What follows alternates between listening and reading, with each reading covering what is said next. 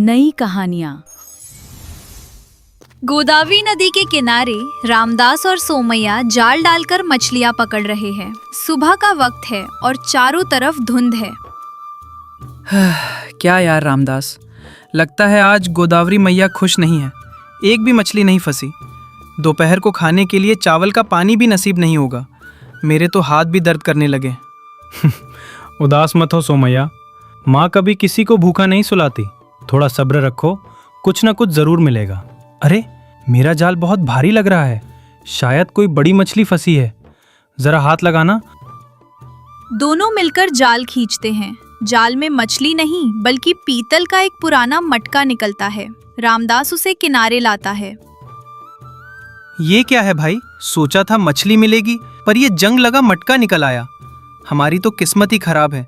इस लोहे के टुकड़े को बेचकर एक कौड़ी भी नहीं मिलेगी। सोमैया, इसमें सिर्फ पानी नहीं है, ये देख। हे भगवान, ये तो सोने के सिक्कों से भरा पड़ा है। पता नहीं किस राजा महाराजा के जमाने का है। बाप रे, इतने सारे सिक्के! इसे कहते हैं असली किस्मत रामदास। अब हमारी गरीबी दूर हो गई समझो। इन सिक्कों से तो शहर में महल बन जाएगा। तुम अपनी पत्नी सीतम्मा को रेशमी साड़ियां और सोने के गहने दिला सकते हो। पूरे गांव वाले तुम्हारे आगे हाथ जोड़कर खड़े रहेंगे। रुको सोमैया, ये सिक्के हमें मिले जरूर हैं, पर ये किसके हैं हमें नहीं पता। बिना मालिक को जाने मैं इसे नहीं रख सकता। हो सकता है नदी पार करते वक्त किसी का मटका गलती से गिर गया हो। बिना मेहनत की दौलत हमेशा दुख ही लाती है। मैं इसे अभी जमींदार साहब को दे आता हूँ। वे जिसका होगा उसे सौंप देंगे। पागल हो गए हो क्या? वो जमींदार गरुड़ैया महालालची है, किसी को एक पैसा नहीं देता। इतने सोने के सिक्के देखकर उसकी नीयत डोल जाएगी और वो सब खुद रख लेगा। तुम्हें कुछ नहीं मिलने वाला। मेरी मानो, इसे चुपचाप खुद रख लो। नहीं सोमैया, मिली हुई चीज को छिपाना चोरी के बराबर है। मेरा जमीर इसकी इजाजत नहीं देता। मैं इसे जमींदार जी को ही दूंगा, मुझे जाने दो। जमींदार गरुड़ैया आंगन में खाट पर बैठा है। मुनीम मंगपति उसे हिसाब समझा रहा है और पहरेदार कोंडैया दरवाजे पर खड़ा है। तभी रामदास मटका लेकर वहां आता है। ए मछुआरे, यहाँ कहाँ चला आ रहा है? क्या कोई ताजा मछली लाया है? नहीं कोंडैया, जमींदार जी से एक बहुत जरूरी काम है, कृपया अंदर जाने दो। मालिक अभी काम में बिजी हैं, चुपचाप यहीं खड़े रहो। जमींदार जी को प्रणाम। मेरा नाम रामदास है, मैं एक मछुआरा हूँ। क्यों आया है रे सुबह सुबह? कर्ज चाहिए क्या? मेरे पास एक पैसा नहीं है। कल ही गांव के किसान फसल खराब होने का रोना रो कर गए हैं। भाग यहाँ से। नहीं मालिक, मैं कर्ज लेने नहीं आया हूँ। आज सुबह गोदावरी में जाल डालते वक्त मुझे सोने के सिक्कों से भरा ये पीतल का मटका मिला है। शायद किसी का खो गया है, ताकि जिसका है उसे मिल जाए। ओहो, सोने के सिक्के? ये तो निरा बेवकूफ है। कोई सोने के सिक्के भी वापस करता है क्या? अब ये सब मेरा हुआ। ये मटका तो मेरा ही है। परसों जब मैं नाव से जा रहा था तब ये पानी में गिर गया था। तुम बहुत ईमानदार आदमी हो जो इसे लौटाने आए। इसे यहीं रख दो।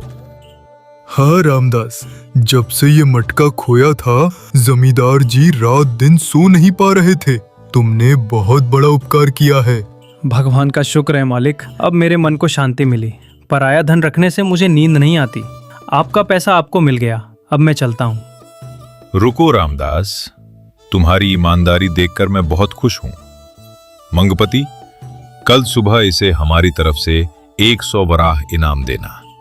इसे देखकर बाकी लोग भी कुछ सीखेंगे। आपकी बहुत मेहरबानी मालिक। 100 वराह से तो मेरी सारी गरीबी मिट जाएगी। मैं कल सुबह ही इनाम लेने आ जाऊंगा।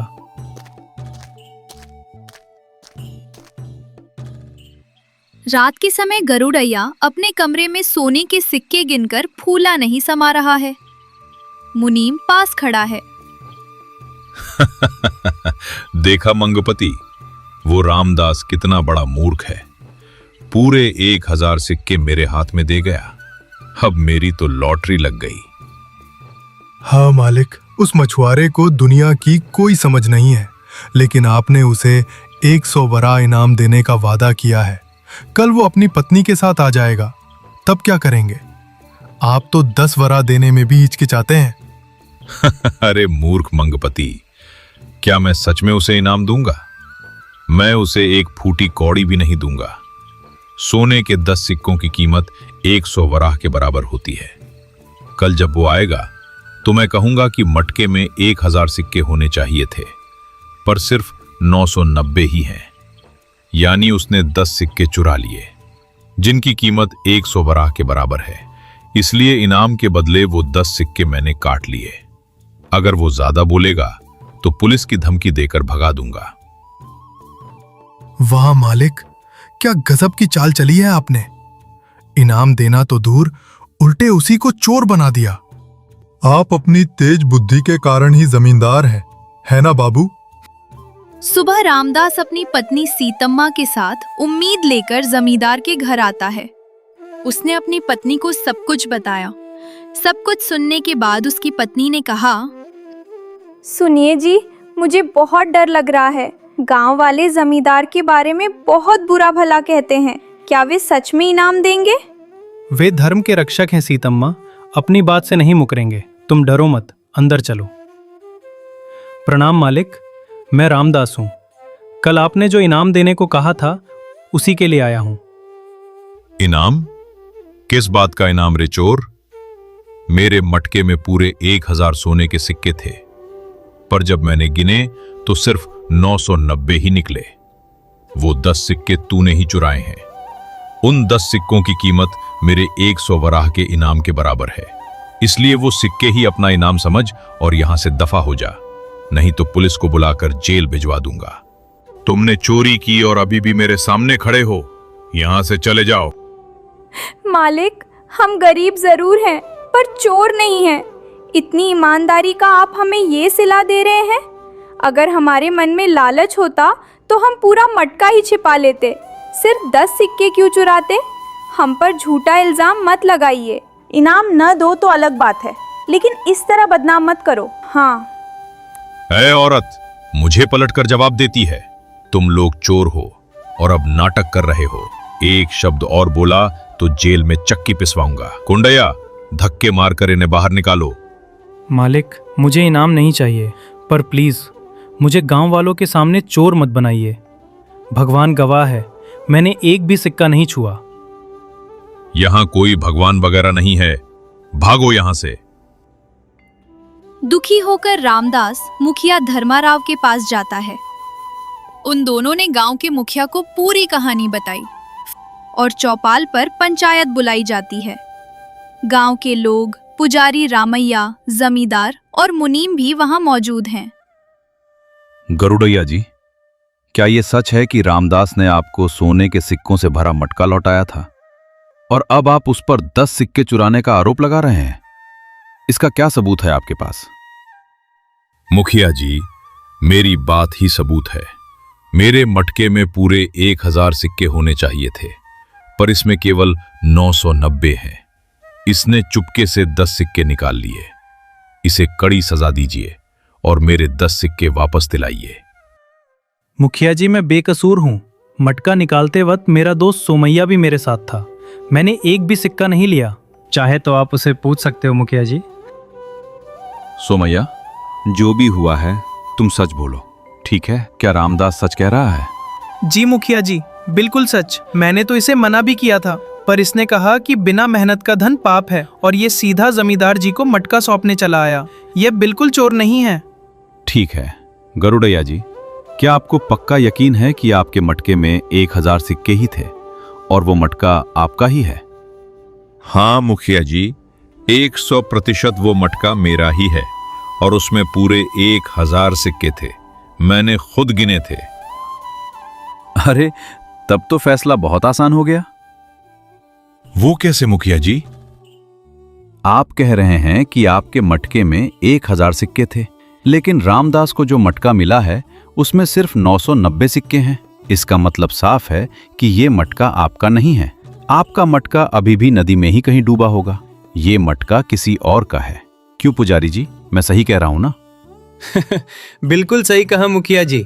अगर जमींदार जी के मटके में 1000 सिक्के थे तो 990 सिक्कों वाला मटका इनका हो ही नहीं सकता। क्या मेरा नहीं है? मुखिया जी, आप ऐसा कैसे कह सकते हैं? वो मटका मेरा ही है। अच्छा ठीक है, अगर उसने 10 सिक्के रख भी लिए तो भी मुझे मंजूर है। मुझे बाकी के 990 सिक्के ही दे दीजिए। गरुड़िया, क्या तुम्हें लगता है कि मुझे तुम्हारा यह नाटक समझ नहीं आ रहा? एक गरीब की ईमानदारी का फायदा उठाकर इनाम के पैसों से बचने के लिए तुमने उसे चोर साबित करने की कोशिश की। तुम्हारे खुद के हिसाब से यह मटका तुम्हारा नहीं है, इसलिए तुम्हें ये सिक्के नहीं मिल सकते। मुखिया जी, मुझसे गलती हो गई। मैंने झूठ बोला था। वो मटका मेरा ही है। प्लीज मुझे वो सिक्के दे दीजिए। मैं रामदास को 100 की जगह 110 वराह इनाम दूंगा। चुप रहो गरुड़िया, झूठ बोलने की यही सजा है। अब कुछ नहीं हो सकता, तुम्हें 1 पैसा नहीं मिलेगा। रामदास, ये मटका तुम्हें मिला है और इसका कोई असली मालिक नहीं है, इसलिए पंचायत के फैसले के अनुसार ये सभी 990 सोने के सिक्के अब से तुम्हारे हुए। तुम इसे खुशी खुशी घर ले जा सकते हो। मुखिया जी, आपने भगवान बनकर मेरे साथ न्याय किया है। मेरी ईमानदारी का इतना बड़ा फल मिलेगा मैंने सपने में भी नहीं सोचा था। आपकी दया से हमारी जिंदगी संवर गई मुखिया जी। भगवान आपको खुश रखे। हाय, मेरे लालच ने ही मुझे डुबा दिया। धन भी गया और पूरे गांव में इज्जत भी मिट्टी में मिल गई। चल मंगपति, अब यहां से भागते हैं। गरुड़िया अपमानित होकर वहां से चला जाता है। पूरे गांव वाले रामदास की ईमानदारी और मुखिया जी के न्याय के लिए तालियां बजाते हैं। रामदास और सीतम्मा खुशी खुशी मटका लेकर घर चले जाते हैं। ईमानदारी का फल हमेशा मीठा होता है। जो लोग दूसरों की मजबूरी और ईमानदारी का फायदा उठाकर छल कपट करने की कोशिश करते हैं, उन्हें हमेशा मुंह की खानी पड़ती है। सचमुच लालच बुरी बला है। रामापुरम गांव के किनारे एक झोपड़ी है। सूर्य अपनी पुरानी कुल्हाड़ी तेज कर रहा है। तभी पार्वती बाहर आती है। सुनिए जी, घर में मुट्ठी भर अनाज भी नहीं है। कल जो मेहनत करके लकड़ियां लाए थे वो भी नहीं बिकी। आज चूल्हा कैसे जलेगा मुझे समझ नहीं आ रहा। पता नहीं भगवान को हमारी परेशानी कब दिखेगी। रो मत पार्वती, बुरे दिन हमेशा के लिए नहीं होते। हम मेहनत करने वाले लोग हैं। आज नहीं तो कल अच्छे दिन जरूर आएंगे। आज जंगल में थोड़ा अंदर जाकर सूखी लकड़ियां काट लाऊंगा। जमींदार रुद्रैया के घर कल बड़ा काम है, वो पक्का लकड़ियां खरीद लेंगे। तब आप देखेंगे कि सब कुछ ठीक है। क्या वो रुद्रैया जी? वो इंसान नहीं, बिल्कुल कसाई है। लकड़ियां ले लेता है और आधे पैसे भी ठीक से नहीं देता। उसे सिर्फ गरीबों को लूटना आता है। मेरी मानिए तो किसी और को बेचाइए। किसी को भी बेचे पार्वती, बस 4 पैसे हाथ में आ जाएं वही काफी है। हम तो सिर्फ अपनी मेहनत की कमाई मांग रहे हैं ना। खैर छोड़ो, इस कपड़े की पोटली में क्या है? रात का बचा हुआ थोड़ा ठंडा चावल और हरी मिर्च। मेरे लिए कुछ मत बचाइएगा, वो सब आप ही खा लेना। आप दिन भर धूप में मेहनत करने वाले इंसान हैं। ठीक है, मैं अंधेरा होने से पहले वापस आ जाऊंगा। भगवान पर भरोसा रखो और हिम्मत मत हारो। दोपहर के समय जंगल में सूर्या थककर अपना खाना खाने ही वाला होता है कि तभी एक बूढ़ा आदमी लड़खड़ाता हुआ आता है और गिर पड़ता है। बेटा, प्यास, भूख, मैं एक कदम भी नहीं चल पा रहा हूँ। मेरी जान निकल रही है। क्या थोड़ा पानी मिलेगा बेटा? अरे बड़े बाबा, कौन हैं आप? इस घने जंगल में अकेले क्यों आ गए? मैं काशी जाने वाला यात्री हूँ। रास्ता भटक गया हूँ। 3 दिन से मेरे गले से पानी की एक बूंद भी नहीं गई। मेरी सांसें रुकने वाली हैं। अब मैं नहीं बचूंगा। ऐसा मत कहिए बड़े बाबा, मेरे पास थोड़ा पानी और खाना है। आप मेरे पिता के समान हैं। पहले आप इसे खा लीजिए, आपकी जान में जान आ जाएगी। उठिए। ये तो तुम्हारा खाना है ना बेटा। तुम इतनी कड़ी धूप में मेहनत कर रहे हो। अगर तुम्हारा खाना मैंने खा लिया तो तुम भूख से मर जाओगे। नहीं बेटा, मुझे मेरे हाल पर छोड़ दो। मुझे तो भूखे रहने की आदत है। एक वक्त खाना नहीं खाऊंगा तो मर नहीं जाऊंगा, लेकिन किसी मेहमान की भूख मिटाना मेरा धर्म है। कृपया आप ये खा लीजिए। ऐसा लगता है जैसे भगवान ने ही आपको मेरे पास भेजा है। बूढ़ ने वो खाना खाया और उसे बहुत आराम मिला। बेटा, तुम्हारा खुद का पेट खाली था, फिर भी तुमने मेरी भूख मिटाई। तुम्हें जिंदगी में कभी कोई कमी नहीं होगी। मैं अब अपने रास्ते चलता हूँ। इतनी तेज धूप में मत जाइए बड़े बाबा, मेरी झोपड़ी में आराम कीजिए और कल सुबह चले जाइएगा। नहीं बेटा, मुझे कुछ और भी काम है। भगवान तुम पर हमेशा अपनी कृपा बनाए रखेंगे। तुम्हारी इस दया का फल तुम्हें जरूर मिलेगा। फिर ब्राह्मण वहां से चला जाता है। सूर्या भूखे पेट ही लकड़ियों का गट्ठर सिर पर उठाकर गांव की तरफ चल पड़ता है। जमींदार रुद्रैया अपने घर के चबूतरे पर बड़े घमंड से बैठा है। फिर ब्राह्मण धीरे धीरे चलते हुए वहां पहुंचता है। मालिक, जमींदार जी, मैं बहुत दूर से सफर करके आ रहा हूँ। मुझ गरीब यात्री को थोड़ी जगह और मुट्ठी भर खाना देकर पुण्य कमा लीजिए। कौन है बे तू? मेरा घर तुझे कोई धर्मशाला लग रहा है क्या? वीरन्ना, इसे धक्के मारकर बाहर निकाल। मेरे घर के सामने खड़ा होकर चिल्ला रहा है। बाबूजी, खाना न दें तो कोई बात नहीं, कम से कम अपनी गौशाला में आज रात मुझे सो जाने दीजिए। मैं ठंड से कांप रहा हूँ। मेरी गौशाला में अच्छी नस्ल के जानवर रहते हैं, तेरे जैसे भिखारी नहीं। निकाल बाहर इसे। मैंने अपनी दौलत ऐसे भिखारियों को दान करने के लिए पसीना बहाकर नहीं कमाई। जाकर किसी मंदिर में पड़ रहा है। वीरना ने भूत को गर्दन से पकड़कर बाहर धक्का दे दिया। उसी समय लकड़ियों का गट्ठर लेकर आए सूर्या ने ये सब देख लिया। बड़े बाबा आप? ये क्या बात हुई बाबूजी? आप कम से कम इनकी उम्र की तो इज्जत करते। एक बुजुर्ग को ऐसे धक्के मारना कहाँ का न्याय है? तेरे पास खुद खाने को दाना नहीं और तू इसका वकील बनकर आया है। अगर तुझे इतनी ही दया आ रही है तो इसे अपने सिर पर बिठाकर ले जा। कल मेरे घर लकड़ियां लाने आना, तो चुपचाप लकड़ियां देना और ये भाषण मत देना। ठीक है बाबूजी, दौलत से बढ़कर इंसान की जान होती है। जिस पैसे में दया ना हो, मुझे वो पैसा नहीं चाहिए। चलिए बड़े बाबा, मेरी छोटी सी झोपड़ी आपके लिए हमेशा खुली है। सूर्या ब्राह्मण को अपनी झोपड़ी में ले आता है। सुनिए जी, क्या लकड़ियाँ नहीं बिकी? आप इन्हें वापस क्यों ले आए? और ये कौन है? लकड़ियां मैं कल बेच दूंगा। ये एक यात्री हैं।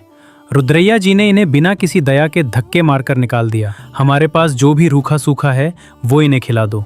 इनकी जान बचाना अब हमारी जिम्मेदारी है। घर में मुट्ठी भर रागी का आटा ही बचा है। अगर मैं उसका खाना बनाऊंगी तो आप दोनों का पेट नहीं भरेगा। आपका क्या होगा? मैं आपके हिस्से का खाना किसी और को कैसे दे दूं? घर आया मेहमान साक्षात भगवान के बराबर होता है। वो खाना तुम इन्हें ही परोस दो। मेरी चिंता मत करो, हमारी परेशानी वो ऊपर वाला देख लेगा। पार्वती ने रागी का वो खाना परोस दिया। मुझे पता है कि तुम्हारे घर में सिर्फ यही थोड़ा सा खाना था, फिर भी तुमने बिना कुछ सोचे मेरा पेट भर दिया।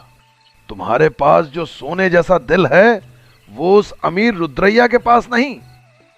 हमारे पास जो है उसे मिल बांटकर खाना ही हमने सीखा है बड़े बाबा। अब आप शांति से सो जाइए। बेटा, ये मेरी तरफ से एक छोटा सा तोहफा है, लेकिन याद रखना, इसे कल सुबह सूरज निकलने के बाद ही खोलना। मैं अब चलता हूँ, समझ लेना, ये भगवान का इनाम है। अरे नहीं, इतनी रात के अंधेरे में मत जाइए बड़े बाबा, सुबह चले जाइएगा। नहीं बेटा, मेरा सफर रुकना नहीं चाहिए, मुझे अपना रास्ता पता है। ब्राह्मण उसी रात के अंधेरे में वहां से चला गया। अगले दिन की सुबह सुबह सोकर उठते ही पार्वती ने वो लकड़ी का बक्सा सूर्या को दे दिया। सुनिए जी, क्या हम उस बड़े बाबा के दिए हुए बक्से को खोलकर देखें? मुझे ये जानने की बहुत बेताबी हो रही है। बक्सा खोलते ही दोनों हैरान रह गए। उसमें चमचमाते हुए सोने के सिक्के और एक पेड़ का पत्ता रखा हुआ था। हे भगवान, ये तो असली सोने के सिक्के हैं। वो बड़े बाबा आखिर कौन थे? क्या सच में हमारे सारे दुख दूर हो जाएंगे?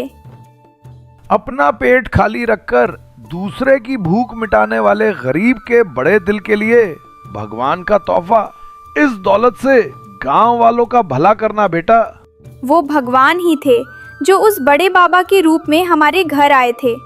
अब हमें किसी के आगे हाथ नहीं फैलाना पड़ेगा। तभी जमींदार रुद्रैया और वीरन्ना जोर जोर से चिल्लाते हुए वहां आ गए। ओए सूर्या, बाहर निकल चोर के बच्चे। आप मुझे चोर क्यों कह रहे हैं बाबूजी? मैंने अपनी जिंदगी में कभी चोरी नहीं की। कल रात मेरे घर से एक लकड़ी का बक्सा चोरी हो गया है। पक्का उस बुढ़े ने ही चुराया होगा। वो कल तेरे घर ही आया था ना। ला, वो बक्सा मुझे दे, मैं अभी पुलिस को बुलवाता हूँ। उस बुढ़े के साथ साथ तुझे भी जेल की हवा खिलाऊंगा। वो बड़े बाबा चोर नहीं हैं। उन्होंने मुझे ये बक्सा दिया है। ये सच है। ये भगवान का दिया हुआ तोहफा है। तुझे एक वक्त का खाना तो नसीब नहीं होता और भगवान तुझे सोना देंगे? मेरी दौलत हड़पना चाहता है? मुझे ये झूठी कहानियां मत सुना, मेरे पास सबूत हैं। वीरन्ना, छीन ले इससे वो बक्सा। तभी गांव के मुखिया धर्माराव वहां पहुंच गए। रुक जाओ रुद्रैया, ये क्या तमाशा है? एक गरीब की झोपड़ी के सामने आकर गुंडागर्दी क्यों कर रहे हो? थोड़ी देर बाद चौपाल पर पंचायत बैठती है। गांव के सभी लोग वहां जमा हो जाते हैं। बताओ रुद्रैया, तुम सूरैया जैसे एक सच्चे और ईमानदार आदमी पर चोरी का इल्जाम क्यों लगा रहे हो? कल एक भिखारी ने मेरे घर से 100 सोने के सिक्कों से भरा लकड़ी का बक्सा चुरा लिया और वो सीधा इस सूर्या के घर गया था।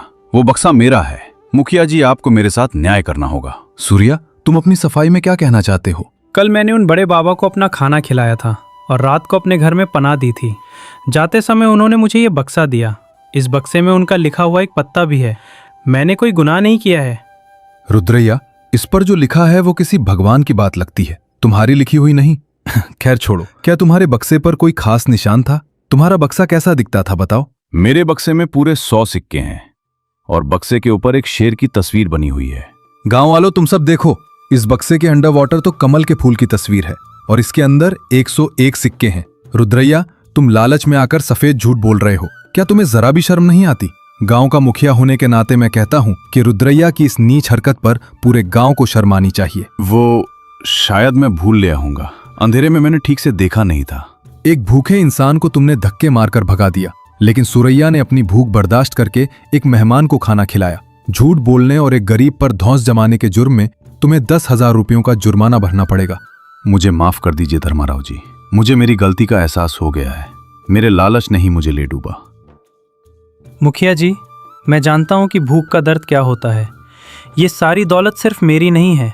इस सोने से आप गांव के बीचों बीच एक अन्नदान भोजनालय बनवा दीजिए, ताकि आज के बाद हमारे गांव में कोई भी मुसाफिर या गरीब भूखा ना सोए। मेरी बस यही एक इच्छा है। सभा में बैठे लोगों, सुना आप सबने? ये आदमी पैसे से गरीब जरूर है, लेकिन इसका दिल कितना बड़ा है। गांव के सभी लोगों को सूरैया से सीख लेनी चाहिए। सूरैया और पार्वती खुशी खुशी अपने घर वापस लौट गए। उनके बड़े दिल ने पूरे गांव के लिए एक अच्छी मिसाल कायम की। इंसान चाहे कितना भी गरीब क्यों ना हो, अगर उसके दिल में दूसरों की मदद करने की भावना है तो भगवान खुद उसकी मदद करते हैं।